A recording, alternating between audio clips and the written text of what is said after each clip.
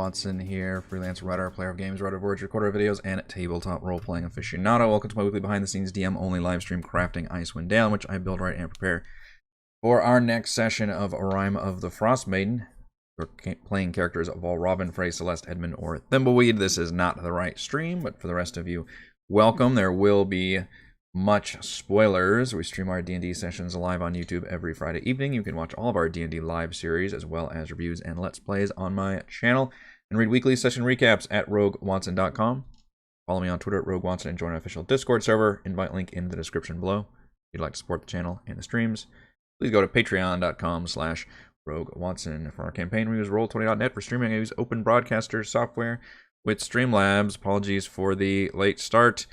Major baby aggro. I was not able to make a single successful skill check. In fact, it was a total fail, and the wife ended up tapping in. Thankfully, she had the time and chance to be able to do that, so apologies for that.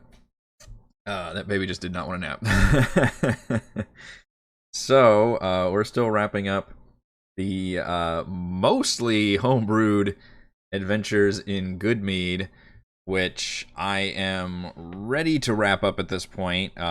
We are on, by my calculations, technically the 5th session of the Mead Must Flow, although if you recall, that first one was just that Knoll Cave dungeon, so it really didn't start until the second portion. And we did complete all of the Verbeeg Lair dungeon last time, but we did not technically finish the Mead Hall, so we have some things to wrap up there and really need to find a way to wrap up the story, which could happen a number of different ways. Good morning or afternoon or evening, depending on where you all are, to Stan, Lumpy, Nathan, Adam, No Fun, Jay, Jerry, I see you all, thank you.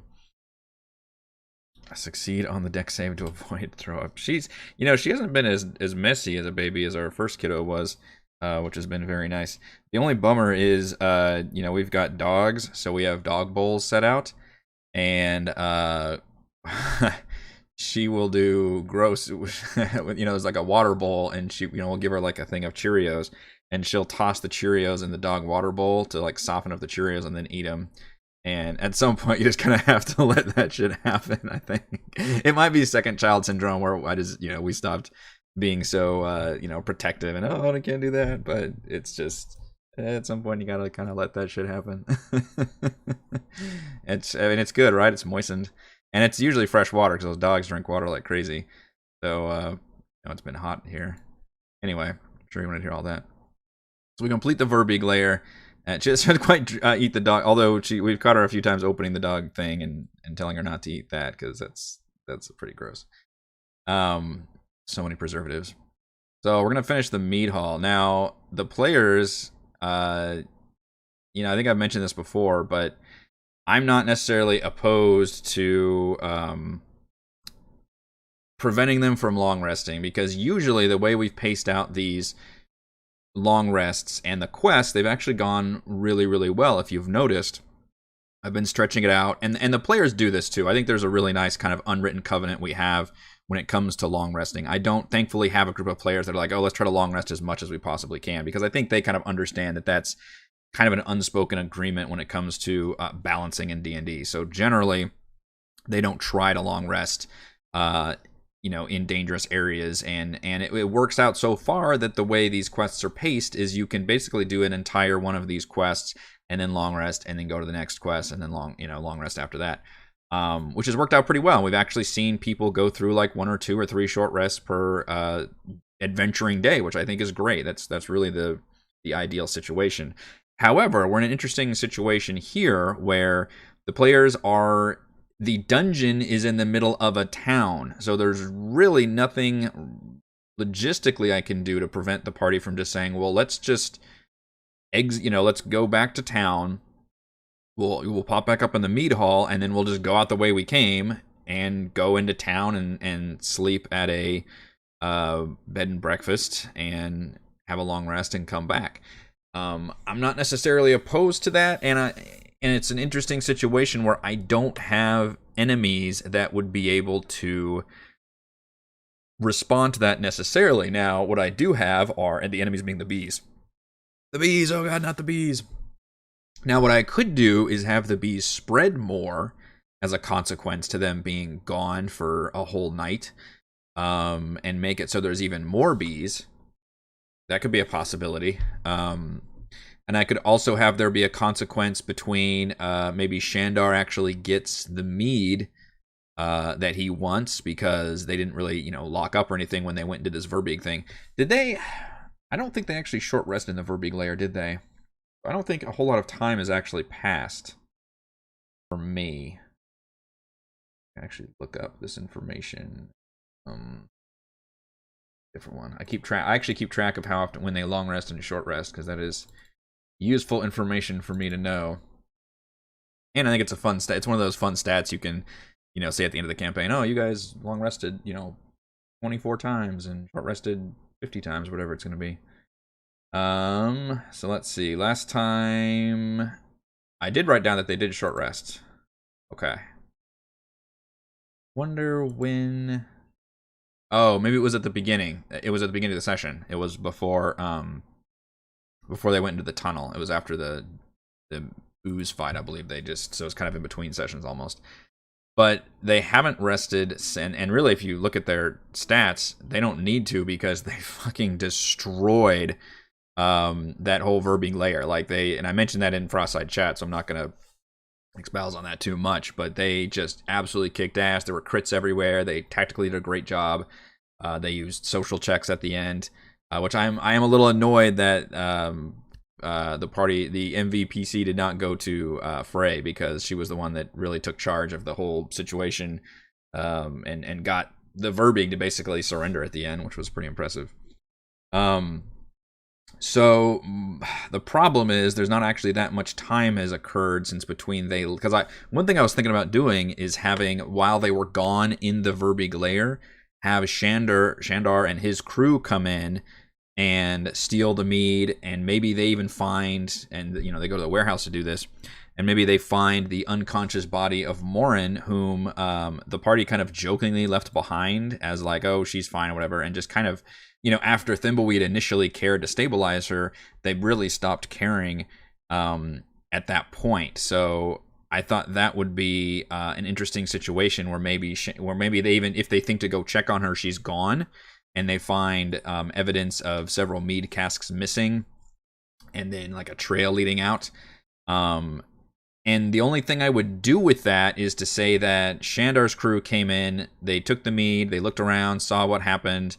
They took this woman, and basically they want to do the stolen valor thing. Like oh, we're the ones that came in and rescued her, and we saw that there was dangerous. The speaker's dead, and they've been covering this up the whole time.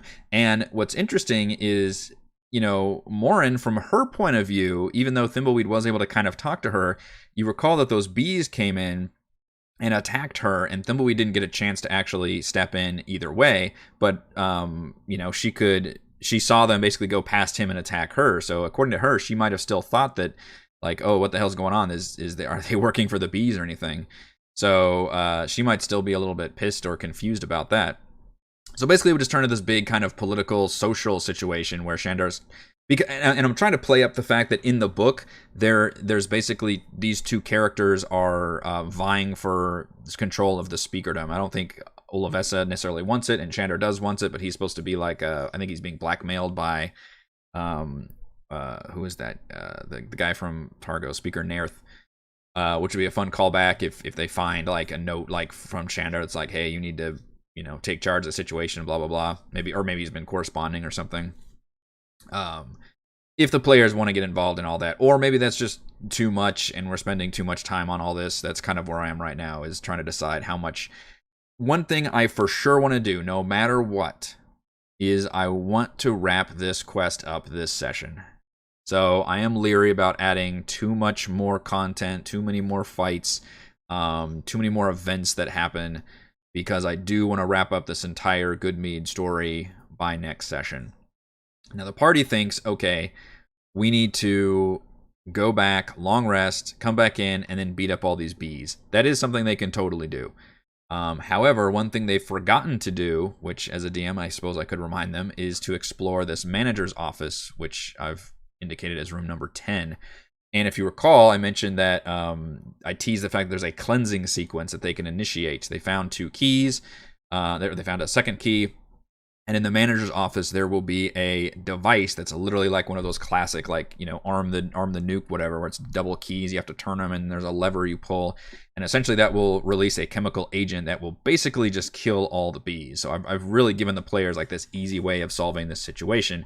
And I talked about that last session on crafting, where, you know, do I want to make it a little more interesting, where like the bees start crashing into the windows and there is a little bit of a combat encounter we have to survive like a round or two, just to make it more of a climax rather than an anticlimactic thing. So that's the idea that I had, but that gives them an easy way of straight up destroying these, rather than what could end up being a tedious, like, just going around to each of these areas and just fighting all these bees, which I suppose in a way that's always an option they could do.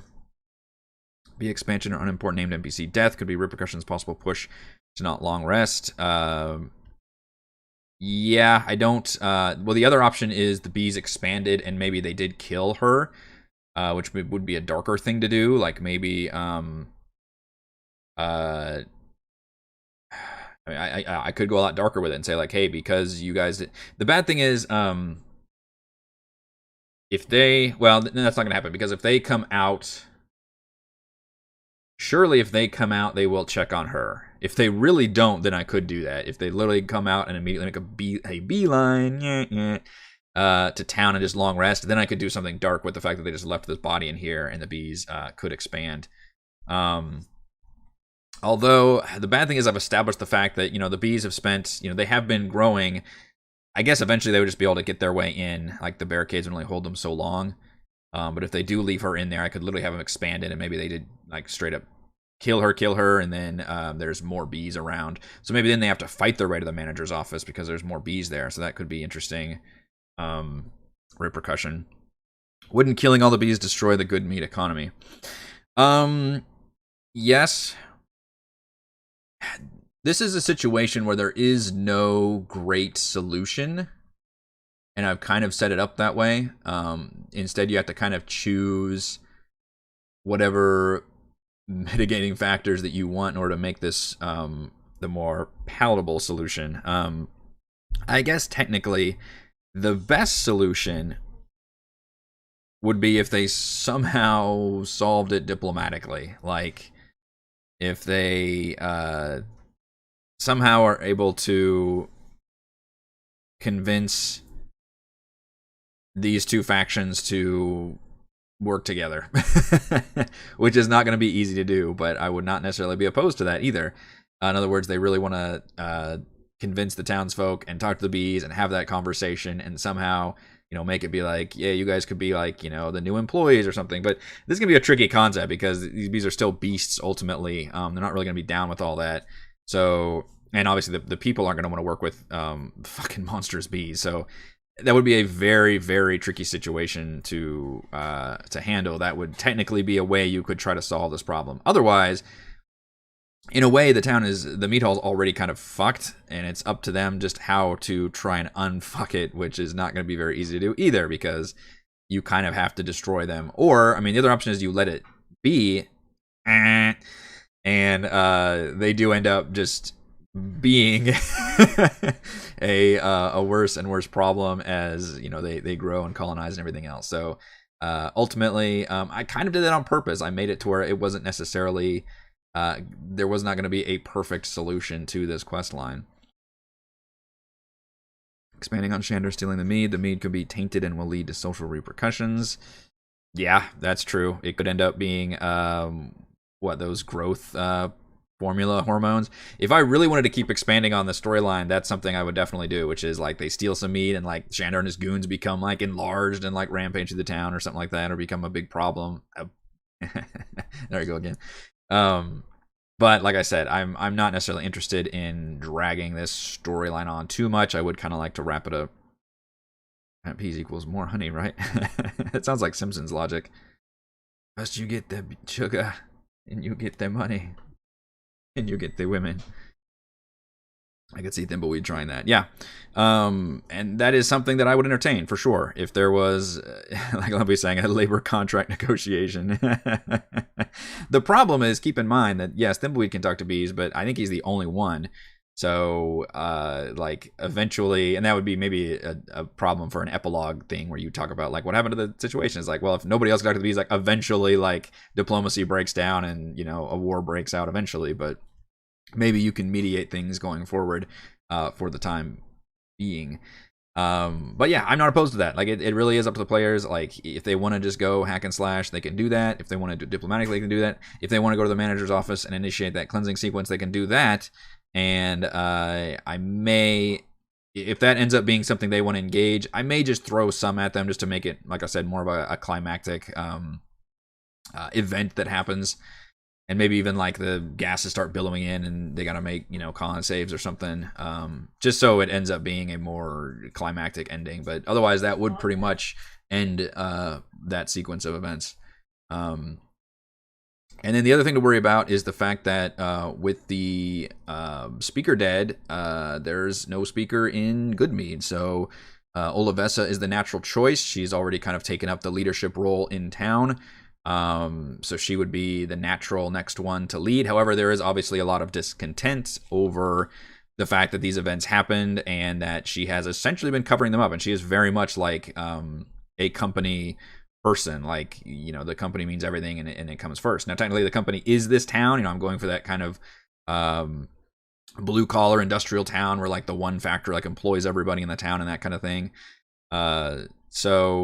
But then there's Shandar, who would be more for the people, which, you could even see yourself siding with him because he's got some good points about the fact that the company is shady. Again, this is all the shades of gray thing I'm trying to create. I'm not trying to create this like, oh, here's an obviously good and evil path. It's like, no, this is just a fucked up situation. And how do you all handle that? Like, Shandar's got some good points about the fact that this place has been shut down. They've been covering it up and, the town's been suffering for it. But at the same time, like, he's also trying to skim a little off the top. Like, he's not necessarily Mr. Boy Scout. He's absolutely trying to further his own political machinations as well as just trying to steal Mead for lucrative measures. So, consequences for looting the gift shop. It's kind of just humorous, honestly. Like, it reminds me of a lot of video games that don't care, where you walk into a house and the people are there and you talk to them and then you just loot their fucking house like right out from under them. I just always thought that was really fun commentary. The fact that players are just going to loot things and really damn the consequences. Even if you're playing like a good aligned character, it's still just like, oh, there's a thing here I can click on and I can loot. Like, even if it's bullshit, like ingredients or trinkets or something, I'll still take them. It's just fun to loot. In terms of the consequences, I don't know. Like, the Olivessa would probably not even notice until she opened it up and found their vault stolen. So I don't know what kind of consequence that probably wouldn't be until the players leave. So I don't know if there would be any consequence. Like, she could technically notify, like, oh, they stole from us, and then whatever. The marshals could just say like, well, this is part of the job. I feel like that's, yes, you could have consequences there, but ultimately, I don't know if I'm going to even bother exploring those consequences. It doesn't seem worth doing. And that's just not necessarily the tone or style I'm running either. And it didn't feel like it was... what I would do is if it's interesting that Edmund, like, for example, didn't want to do it. So I think it comes down to each individual player and ends up being an interesting moral quandary for them and some cool character building moments. And I respect the hell out of any time a player acts against their own interests mechanically in service of their player's story. I respect the hell out of. For example, if somebody is nervous about or has a phobia related to like heights or something, and so their character doesn't want to go up this easier path, and they have to do this other method, or whatever, like your character is afraid of spiders, they don't want to go fight that spider, even though that would be mechanically obviously the best thing served for the party. Like those kind of things, I'll like that a lot, and I'll usually like reward inspiration for that kind of thing. And I think this is a case of that where I don't know if I remember if I actually rewarded him inspiration, but I appreciated the fact that he was trying to be like, oh no, I'm going to be a good person and not actually loot this gift shop. But I don't think they would honestly know unless they literally like wore the like a T-shirt or something, like came out of the gift shop and like had all this loot on them. But that's kind of my plans for to wrap this up. So I don't see us having a whole lot of battles unless the party decides to go back, long rest, come back here, and just ignore the office and come through and start fighting bees left and right. Then technically that would be a pretty big battle, but that is something they could do. If we think it makes it more interesting, I could have the bees expand a little bit more. Like maybe they'd at least made it into the warehouse and just throw a few more bees at them. That would be the only thing I could think of doing that would make a decent consequence for them long resting. But otherwise, I mean, I don't really necessarily want to even punish them because, like I said, this area is in the middle of a dungeon. I feel like they've actually gone a full adventuring day. I mean, especially, you know, that party did that whole Knoll Cave dungeon where Volrobin used all of his spell slots through an entire dungeon. They short rested there, and then we made it to Good Mead, and then we fought those oozes and short rested, and then we made it through the entire Verbeeg layer. So there's been multiple engagements, multiple short rests. You know, I don't feel like they're abusing that system at all. If they want to immediately explore, now one thing they could do is saying, okay, maybe we'll at least explore this manager's office first instead of leaving to go long rest. If they do that, then obviously they can see that, oh, we can just nuke all the bees right here, in which case there will not be any additional bees, and I can engage that. They can do a cleansing sequence, which will start killing the bees. I would love to probably involve the queen, because I think that's just a cool stat block I can use. She makes two attacks. This is the Hell Wasp, by the way, from, I think, Descent into Avernus. She's got a powerful stinger and some sword talons. So literally she would be sitting there just like screaming, scratching at the glass in a rage. That would probably be, you know, maybe bursting through. I'd probably have combat happen when one of the windows bursts through, and then some bees can attack. But it wouldn't be all of them, and maybe even I would have them all attack at disadvantage because they're being affected by this, you know, billowing cloud. But at the same time, I could have that cloud affect the players as well. What's a good poison cloud that I can look at for like effects? Is there actually, what am I thinking of? I think cloud kill is too high level, isn't it? Let's see. Poison is not the right keyword. What about cloud? I know stinking cloud is one, but stinking cloud I think is just doesn't do damage. It's just you spend your action retching and reeling. So that, I mean, that could be very bad in combat, but I'm thinking what would be the equivalent of like a bug spray mechanically. I think Cloud Kill might be too powerful. Isn't it like a 5th level spell? Yeah. Con saving throw or take 5d8 poison damage. Well, I mean, you could always decide, because yeah, essentially it would be like launching Cloud Kill in this whole area. Which, honestly, the problem is mechanically that would just kill all the smaller bees. I mean, I could always lessen it to like a 3d8 or something. Poison Spray cantrip. That might not be a bad idea, actually. Let's look at what Poison Spray. I could always scale the damage to whatever I need it to be.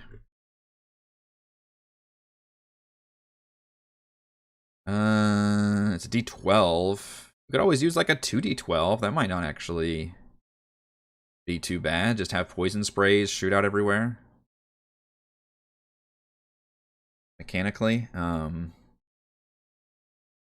What does a 2d12 look like?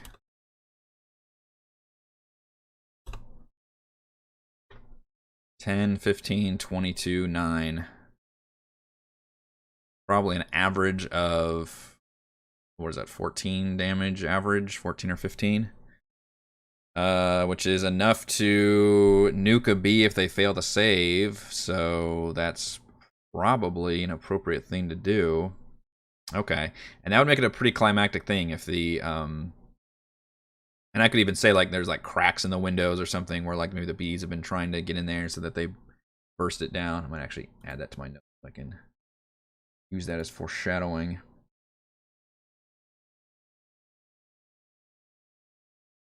Large windows splintered with cracks.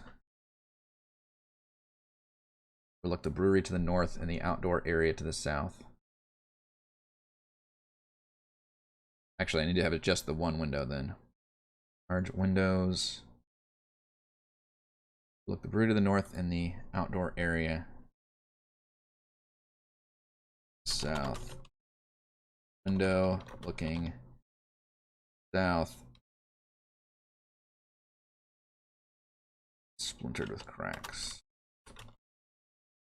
Right terminology to use, but you know, it's like the glass starting to shatter and break and be weakened. I guess the difference is, do I want to use a D8 or a D12? Is the difference between Cloud Kill and Poison Spray. Either going to be 2D12 or something like 3D8, probably. Which I think 3D8's a little bit lower. Or is that 5? It's 5. Actually, it ends up being about the same thing. I think it's about 15 damage average. So yeah, 3D8 might actually be better. Which would be like a nerfed Cloud Kill. Still a con save. What do we think? DC. You know, let's look at what is her DC. Does she have a DC on something? Perfect. DC 12. Let's use that. DC 12 con save.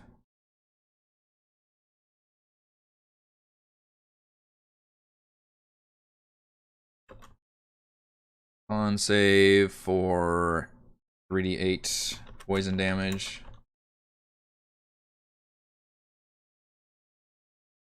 For half damage on that. And the idea then will be the bees will probably be like dying left and right. Probably have to make them make the save at the end of the turn then. Because if they take... Well, it's one of those where if they take half damage, some of these bees would even die still. Because they don't have a whole lot of life.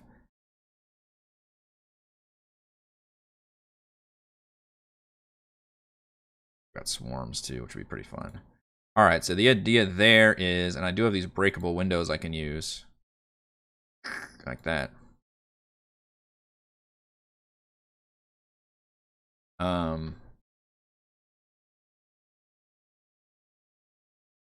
Looking south.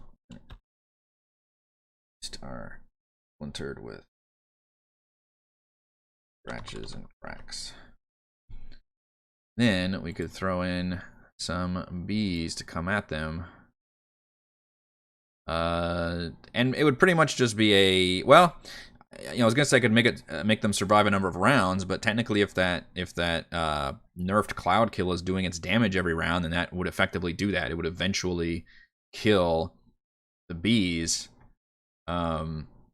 I'd probably have it where, you know, yeah, the gas starts billowing in, but maybe I'd give the players a lot of advantage here. I would say that if they stay inside this room, they have advantage on the con save.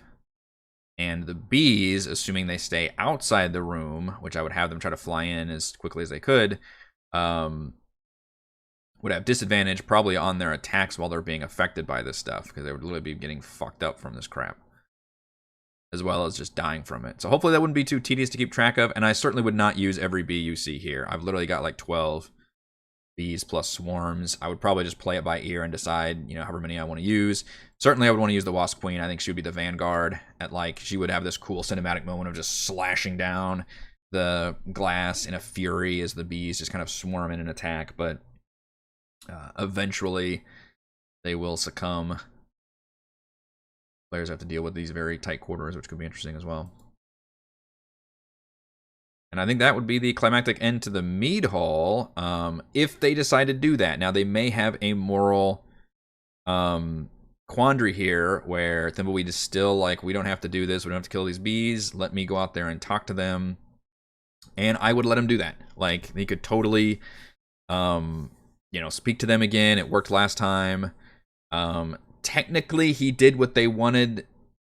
The queen, he obeyed the queen correctly, right? Like, he came in and he opened the way to them. They could take out that scout. Now, granted, he barred the way and hasn't been seen in a while, and especially It'll be interesting whether he long rests or not. Because if he long rests, then it'll really feel like, what the fuck? You close the door. Although he did instruct the other bees to, leave, and I got this and all that. So it would be more of a case of like, where the fuck have you been? Versus if they immediately see it, then it'll be a little easier to deal with them diplomatically. Be like, all right, now you're gonna help us like expand the rest of the colony and everything else. So, like I said, it'll be very tricky for them to do diplomatically, but I'm not. We've been betrayed. Yeah, that would be. It would be very tricky for them to do diplomatically, but I'm not opposed to it. And I think if the players want to have fun with it and do it, then I don't need to force a fight here necessarily. If they do all that, well. But it would be tricky, and if any of the players like throw a stink or get in a fight or somebody, that would absolutely trigger a battle. So I think that's what we're looking at. And then social-wise, we can just depend on how much I want to involve Shandor or what the players decide to do. Like I said, if they do immediately leave and long rest and forget about her, then there will be consequences there. If they do decide to come in, check up on her, depending on what they do there, that could affect Shandor's plans. And maybe I just forget about Shandor and don't even worry about it. I just, he was scared off completely, and that's going to be too much to worry about. And then later on, when they go report to Olivessa, then maybe he'll show up with his group and be like, hey, I know what's going on, and I, went in and read the journals and followed everything, and especially if the players long rest in between these events, then that could, affect some of the storyline. And a lot of that I'm not really prepping. It's just, it really depends on what the players do, the sequence of order of events, and how much I feel like involving Shandor, and how much time we have in the session. Like, all of those are factors, so it kind of plays it by ear. The Bleed has to marry the Bee Queen to unite the factions. It's only proper. It's the right thing to do. Or one of the party members has to like stay as a ward of the bees, to use like Game of Thrones. To like grow up with the bees. That way you can never betray us. As your firstborn son. I don't really have any treasure necessarily from the bees. The treasures, the friends we made along the way. The treasure of this dungeon was basically that mop, which was a super powerful, cool mop that I'm sure Celeste will forget about all its cool properties, but oh well. And then, of course, the Verbeegs also had all their treasure, which we still need to identify. Which, notice I ended up just keep giving them the Pearl of Power and the Wand of the War Mage, because both Valravn and Edmund could use that. So I kept all that treasure the same. So essentially, they've done everything, and technically, an option is just to fuck off. Like, they could like leave this town. They don't have to complete this quest either. Like, that is always an option. It's a very unsatisfying option, but you could just leave things be. And then, who cares? This is not your main quest. It's not, you can just leave this town to its fate and decide how to go from there. It's kind of liberating from a DM standpoint, because I don't need things to happen a certain way. This is not a, certain plot point, an important structure. There's no real like critical NPCs here. So in a lot of ways, it's very liberating and fun as a DM, because I'm interested in knowing what the players choose to do, and I can absolutely roll with that, and I'm willing to do that. That would be a Swarm Keeper, yeah. Can't imagine someone having this nuke available in the office, not having something to protect themselves. Well, the idea is, the nuke is more like, some fungus has gone out of control, or there's some kind of necrosis that's growing here, or something's happening. The nuke wasn't necessarily like, oh, this is in case of giant bees, pull this lever. Like, they never anticipated this happening. This is, even though living in a fantasy world, I guess you have to anticipate literally anything fucking happening, but like, that was not part of the plan. And obviously they didn't expect like killer bees like bursting through the windows and trying to attack somebody who was doing the cleansing sequence. So the idea was this was for, just, it's an emergency, that if something, really bad happened, or I was picturing something more mundane that was bad enough to where they had to kill all the bees, and then essentially kill the bees, but still leave everything intact. It's like a, what do you call it, the fog bomb? If you have like an infestation in your house or something, then you can do those bomb fog things. There's a term for that. But you put it, and it literally like releases these vapors or smokes in your house, and you have to like leave it for like, 20, like fumigate, I guess is the word, whenever they literally do that cleaning sequence. That's kind of what I'm picturing here, is they just do this to clean everything. And the idea is that still leaves all the, physical stuff intact. They don't have to like take flamethrowers to everything or that kind of thing. And the advantage there is, yes, that would kill all the bees, but then technically you just have to import bees and get your production started again. So it would put you very behind, but your mead hall is at least still intact at that point. So that would be the advantage there versus a battle might do some bad damage. Although I guess the brewery's also been damaged. This place is really fucked. I kind of fucked over their whole economy and stuff. Bug bomb, yeah. It is time to leave the town behind. Yeah, it's just in bad shape. What can I say? We can't kills people but leave structures intact. In a way, yeah, not quite as that desperate, but yes. We could spend a little bit of time covering the next area because obviously I am pointing the party to East Haven. If you notice, every single one of our room, well, I'm telling you now, all of these rumors will actually come to play in East Haven, which is oral worship in towns.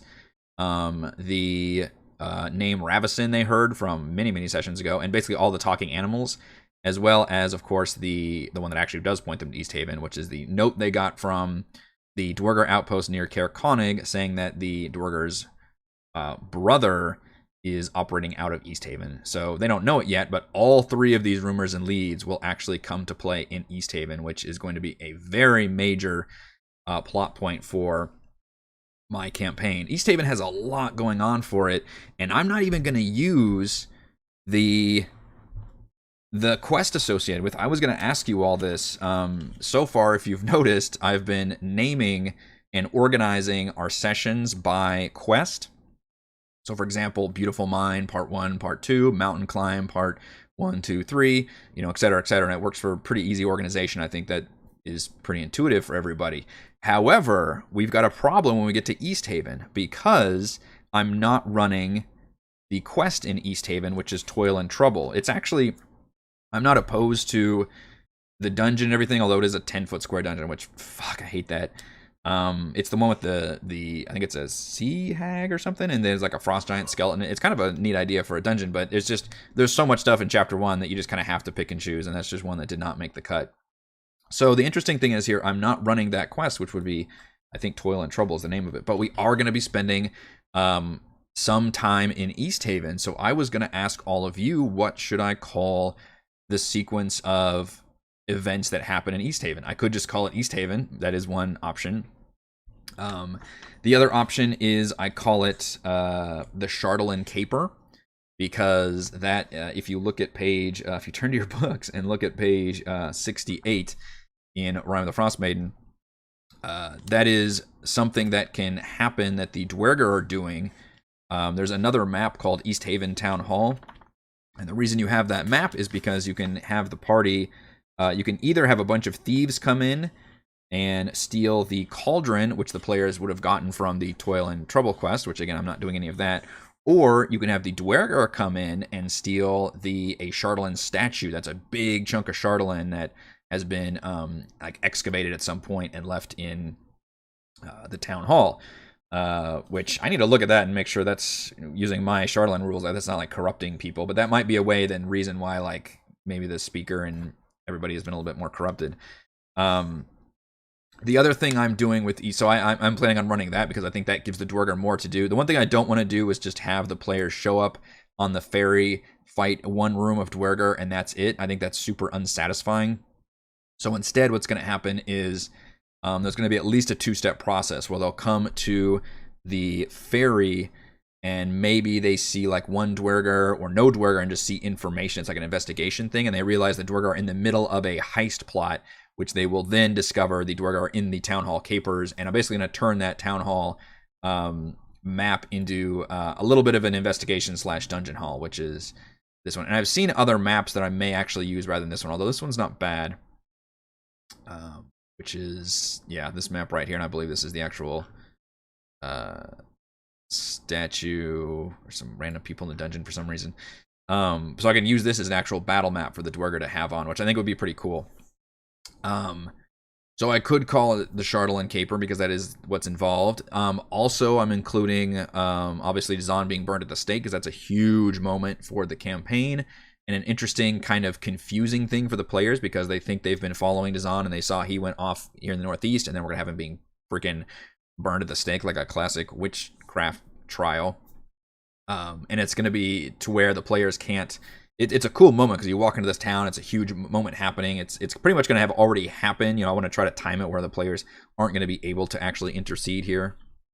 But it will flavor the town as being all the way into the oral worship. Like they are straight up, and it's a major town that is being very much like we need to appease oral in order to, you know, defeat the Rime that's currently happening, the ever-present winter.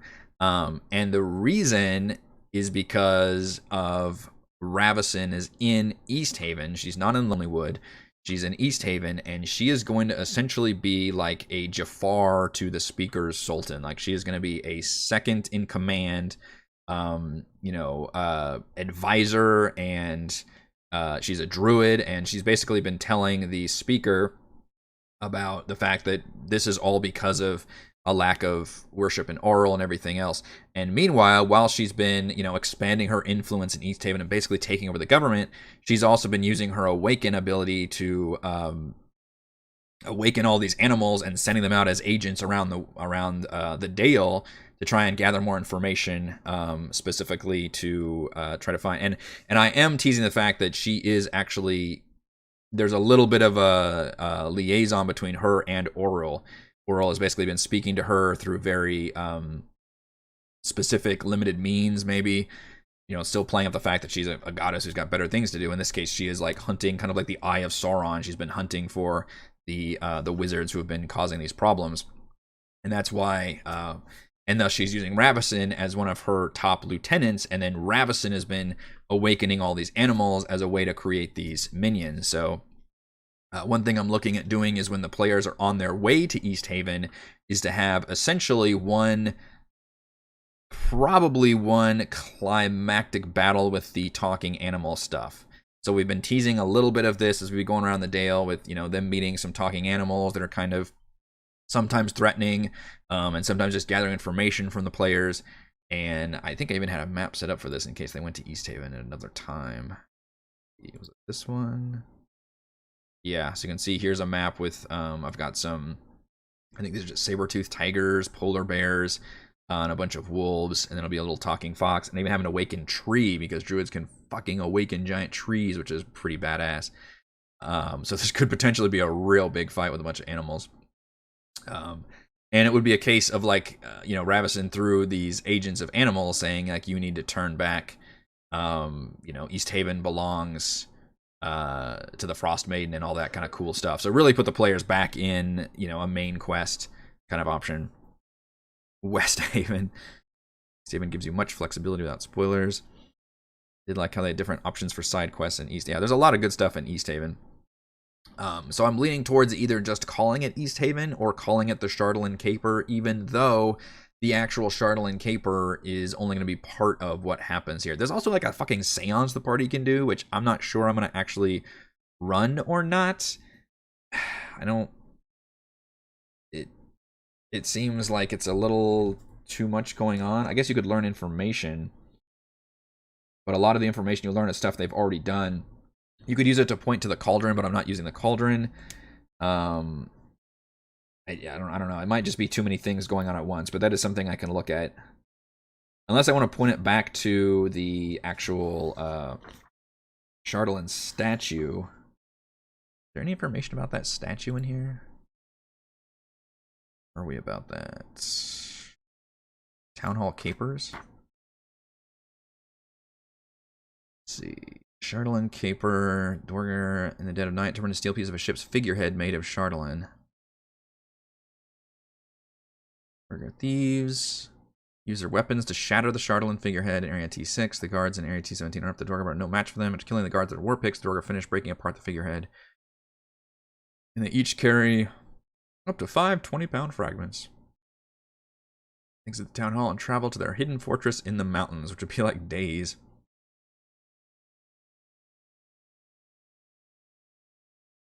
Characters won't know about the theft. Earn the missing pieces of Chardalyn. Demonic magic using these crystals and urges them not to come in direct contact with any of the fragments. So, as written in the book, they know that this shit has been infused with demonic magic, and yet he just has this shit set up in his fucking town hall. That seems extremely irresponsible. I like the idea more of, like, maybe this is a reason. How do I tie this in? Because what I was thinking about doing is having, is creating like a kryptonite situation between Chardalyn and Auril specifically, so that if you use like Chardalyn weapons against her, they do like extra damage or something, because they are from Ithrin, and so is she. In my campaign, again, she has been ascended to godhood, and she was basically the reason that Ithrin crashed, 1,000 years ago, and she transformed herself into an immortal goddess because of by sucking all the power down from that.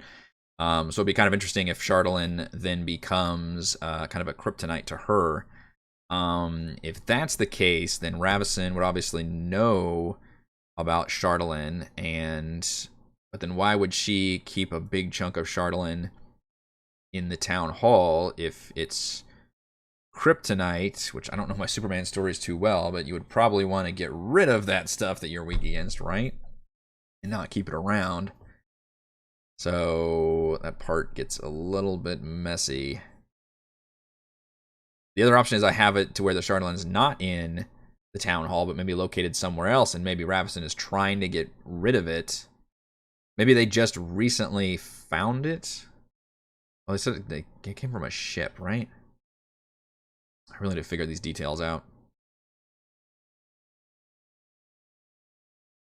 Or maybe they do want to have the Chardalyn around, and that maybe that's an argument that that the speaker and Ravison has, is he wants to keep it as a way to, I don't know, as a monument to Auril, but she's like, we need to destroy this thing and get rid of it. That could be animosity there.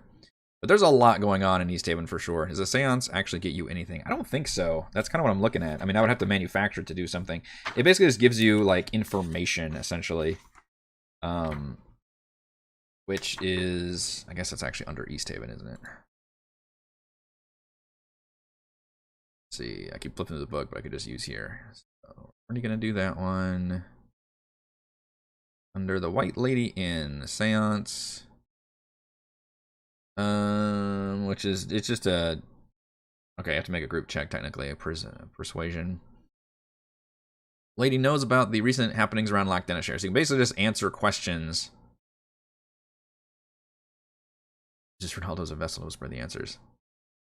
She knows about the castle in Caer Dineval is become a base for devil-worshipping cult. We've already done that one. Grayskin dwarves been stalking the streets in East Haven. Caer Dineval and Caer Conning while invisible. They hide aboard the town ferry and the ruins of Denev's Rest. Which I think is the one in Caer Dineval, right? And then a magic cauldron. It basically just gives you some information that can lead the party to different things, which I don't need to do that because I've already led them to everywhere I need to go in terms of chapter 1. So I'm tempted to just skip that because I think there's already a lot going on. Like I said, we're for sure going to do East Haven Ferry. We're gonna actually lead that to the Dwerger doing the heist. And maybe I'll increase the number of Dwerger. I'll look at how we can balance that, but they'll be trying to steal the Chardalyn that's in the town hall. We'll be doing the Dazan burning, and then I honestly don't know how I'm going to deal with Ravison being up in the social structure and what the party, how they're going to deal with that. And what I'd like to do is a situation where the party could talk to her, but they can't just pull their weapons out and attack her because she's like a high-ranking official in the East Haven government at this point, and it would be very bad for the players. And I want to make it so they can't just throw their weight around with her, and instead make it, possibly where they part ways, and eventually Ravison, can come after them again, or maybe they'll do something. Maybe Ravison will send, some people after them or something, or maybe they can all come to an agreement, and she can be like, if you want to work for the Frostmaiden and be our official agent, then I will stop sending all these fucking animals after to beat you guys up.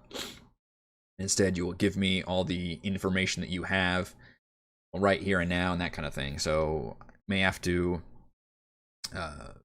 create an extra scene or something there. But hopefully it'll be more social based and not combat based. And it's going to be a lot of social stuff, but that's why I feel comfortable introducing this, what should probably be a combat encounter, because this is literally going to be Ravison like stopping them from coming to East Haven because she presumes that they're going to be bad for whatever's going on and that she's trying to do in East Haven. But the characters could possibly talk their way out of it again. Like, that's always, a case. You could always say the right things, make the right skill checks and social checks to try to work with it. And I'm willing to work with the players on that.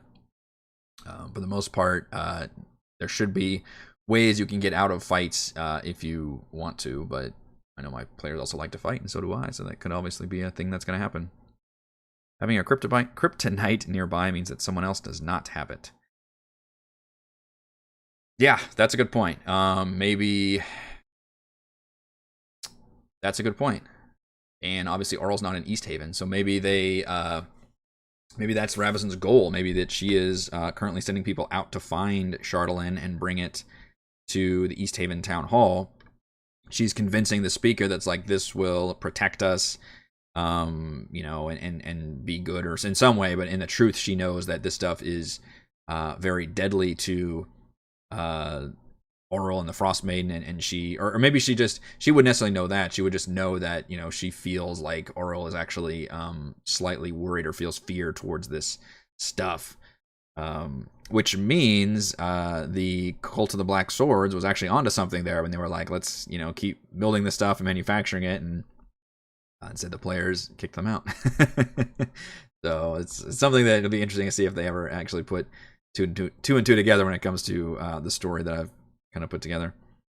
Players love chaos. That's why we love your players. Yeah, I feel like a lot of players are like that. A lot of player groups are like that. We have fun with it, and honestly, it's not necessarily, when you play D&D, it's not necessarily what is the quote unquote best choice, but it's what is the most fun choice. Like, what creates the most dynamic and interesting narrative.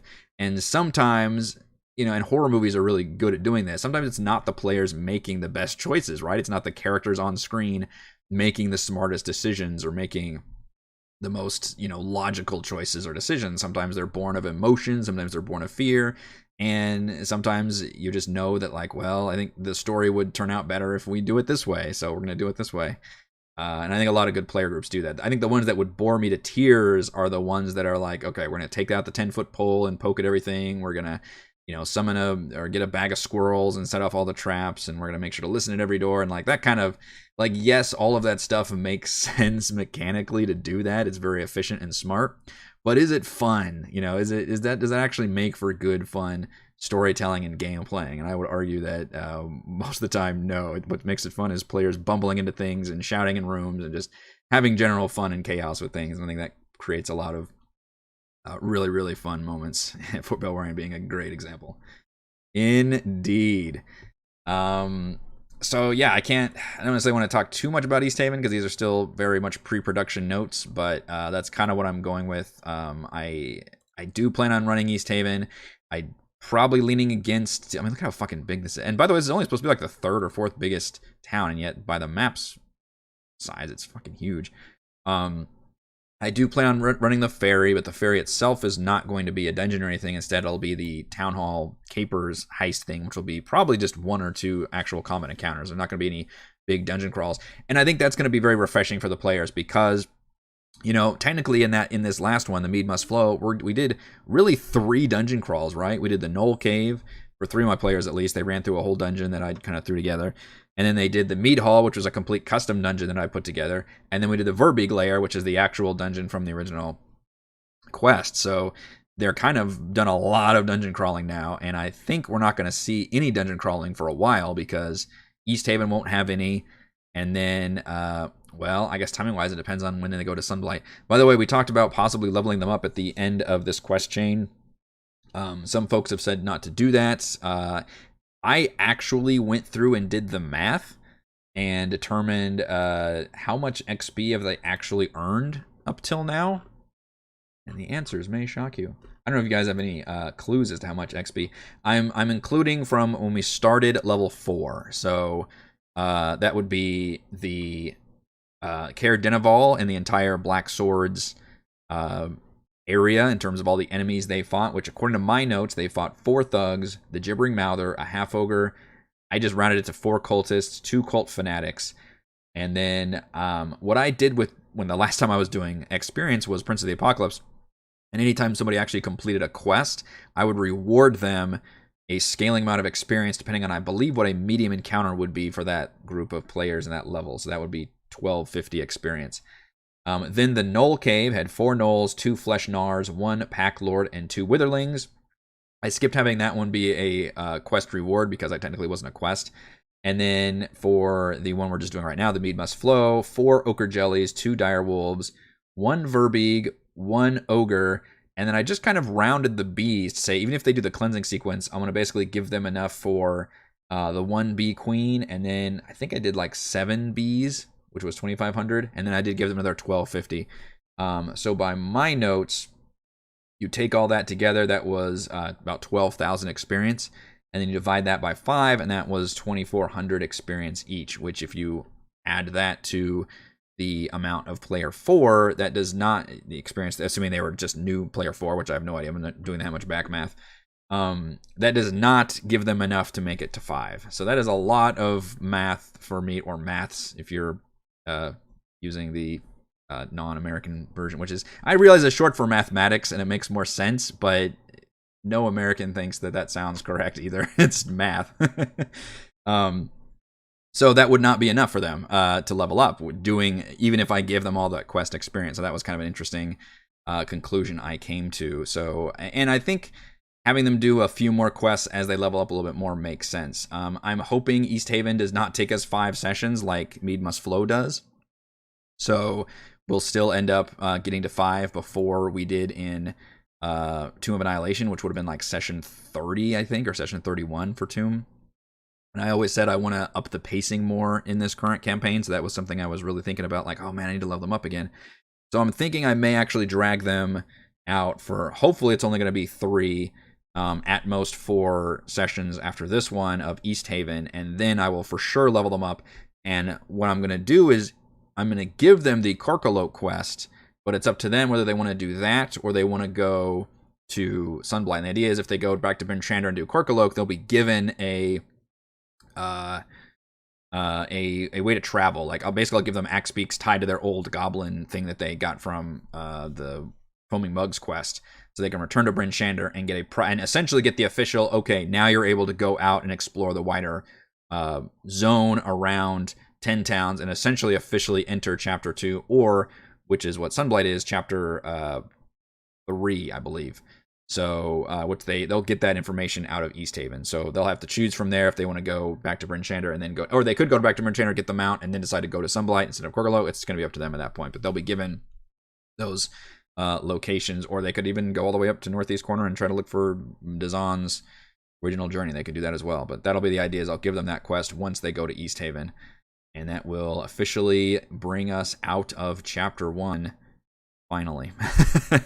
How much short are they of XP? I think my calculations was they'll be about 1,000 XP short. If they were fresh level 4, which I have no idea if they were. I don't know if there was some spilled over from before, because I wasn't doing that much back math, but they would still need, which would be like, what, 5,000 total, because you're dividing it. Now I'm still doing milestones, so I'm not technically, I don't usually do that math. I just did it here just to find out, like, oh man, are we really close to that or not?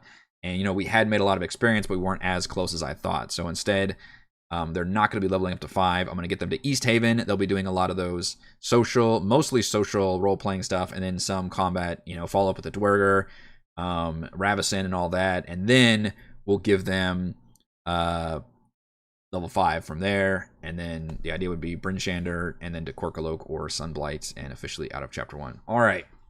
That is the plan for the future, which also means we're getting back to the book, basically. After all this Mead Must Flow stuff, I know some of you may be excited by the homebrew stuff, and others are like, all right, let's get back to the stuff that's more relevant to me. I get that. So for the most part, East Haven will be a lot of by the book stuff. Obviously I'm expanding a little bit. I am running the Charterland Capers. That is from the book. And then the Korkaloke from the book, a lot of times, Sunblight, obviously all that is pretty well set on there. So we'll really be getting back to more of that kind of thing. Other than the fact that I'm moving Ravison to East Haven, which is, I realize, a big change too. But I believe that will do it for this week's Crafting Icewind Dale. I went a little bit later because I started late, but I think we still got an hour in. Thank you so much for your support. If you would like to support me via patreon.com/RogueWatson, you could certainly do that. Shout out to Platinum patrons. Joe, Will, Tiny Dancer, Wizard, Princess, Christopher, Thomas, Captain Mike, Adam, Aiden, Stan, Nathan, Alex, Chad, Alexander, Dan, Cam, the Quizats, Hatterack, and William. And gold patrons, RPG, Papercrafts, Pretty Boy, and Yuma, Dead Lizard, Lounge, Sam, Ross, Limpy Spuds, Jerome, Scalenia, Nick, Farty Mick, Butterpants, Blood, Angel, Veronis, Baboon, Nathan, Fazika, Tortoise, and James. I will see you all for D&D tomorrow night.